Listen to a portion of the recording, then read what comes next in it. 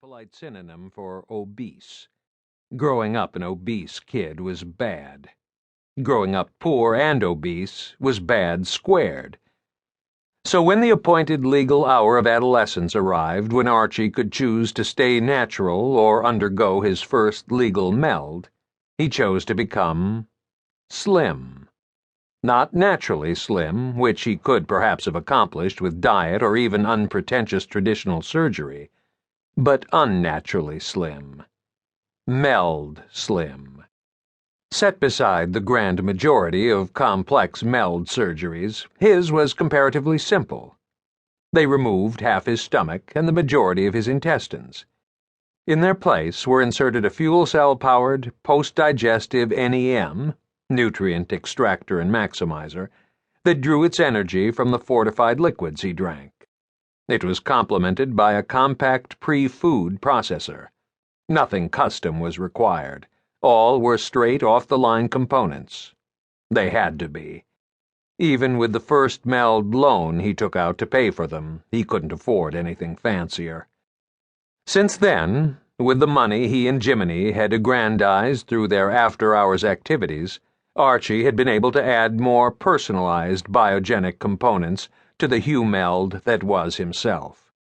A carbo squeezer, muscle assists, and most significantly, a full course of bone aeration treatments.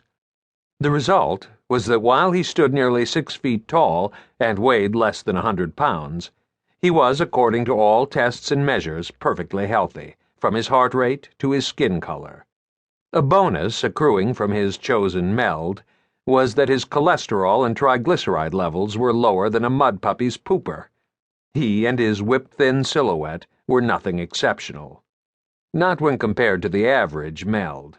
Far less when set beside one who is exceedingly customized. He could slip through spaces between buildings where the police could not follow and enter openings too tight or narrow for more intelligent but less willowy thieves. Due to his everlastingly abridged weight, he walked in a permanent hush. This practice of making airfalls instead of footfalls had led to him choosing the meld name Whisper. But unlike Jiminy, he had not had it wholly transliterated to his national ident. The census still knew him as Archibald Kowalski. Only friends and fences were acquainted with him as Whisper. He and Jiminy had not singled out the unaccompanied pedestrian for the man's heart parts. Heart components were as common as melds. Perversely, what had drawn their attention was the man's left hand. With the face of its deceased owner smudging the alley's old brick paving, Whisper was able to admire the hand more fully as his partner extracted a compact set of decoupling tools from inside his copious shirt and began the process of ambuscation. Beyond the scene of the crime, out on the one-way street, an occasional electric vehicle, little noisier than Whisper himself, hummed along on its predetermined path as its passengers toured the city's historical district. In a time of rising sea levels, the blocks of old buildings, warehouses, and stately homes had turned out to be easier to preserve than the natural vegetation among which they had risen. Unlike much of the native flora that dominated the low-lying east coast of the old United States, standing cypress had no problem coping with the rising water that had inundated much of the old city. But most of the other trees and bushes needed a good deal of tender loving care to ensure their continuing survival. In the historical district, entire blocks had been razed repeatedly and entirely.